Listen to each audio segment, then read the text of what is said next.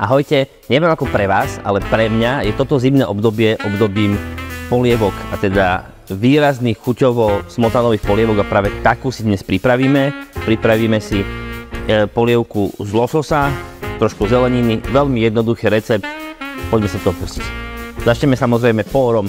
Dôležité pri póre je, potrebujeme túto časť, táto nás nezaujíma, to znamená z obchodu vyberáme tie, ktoré majú najdlhšiu tú bielu časť.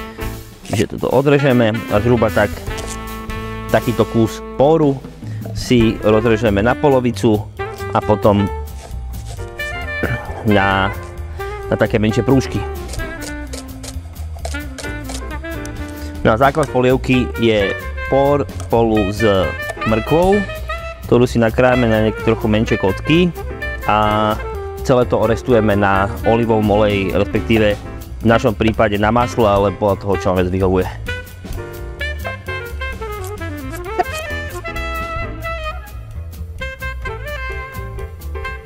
Strašne krásnu chuť tomu celému, tej celej polievke pridá čerstvý fenikel, takto.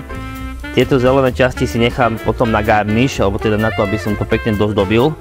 A kým sa nám restuje skvelé ten pór s tou mrkvou, tak si nadrobno nakrájame ten fenikel a zarestujeme ho spolu do toho základu.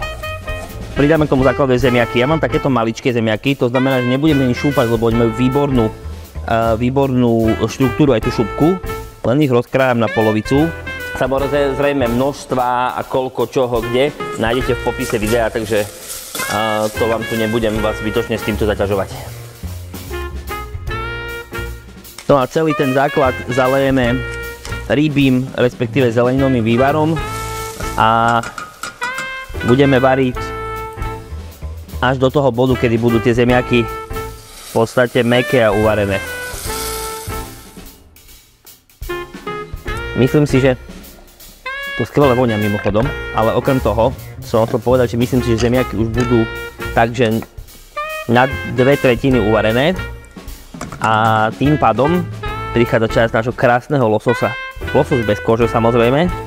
Nakrájame si ho na také väčšie chunks alebo kocky, aby sa to potom v tom tanieri nestratilo, aj sa vám to bude lepšie variť a on ostane taký chutnejší, takže budeme to spolu pekne pomaličky variť. Pomaličky znamená, že to už potom nesmie vrieť, ako keby varíte zemiaky. Nech to je také ako keby jemnejšie a príjemnejšie. Čiže pridáme lososa. Tak. Krásne, on sa vám hneď okamžite chytí takú tú rúžovú farbu. Zakrieme to a necháme takto spolu celé jemne pobublávať 5 minút. Pridáme k lososovi pekne teraz smotanu. Čím viac percentnú, tým lepšie. Toto je 40%. A keď tam pridete smotanu, tak by sa tá polievka už veľmi nemala variť. By mala iba tak mierne pobublávať zhruba 5 minút. Kým sa to tak bude mierne celé pobublávať a tie chute sa prepájať, tak tu mám ešte nádherný čerstvý kôpor, ktorý proste neodmysliteľná súčasť tejto polievky. Tak to celé nejakým spôsobom spojíme tým krásnym voňavým kôporom a bude ho fakt veľa. Spojí nádherne, to bude úplne geniálne. Tak.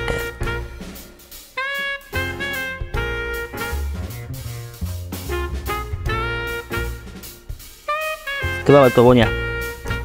Ten losos vám takto krásne drží proste na celku, že sa vám to nerozpadá. To je super. 2 minútky, môžeme servírovať.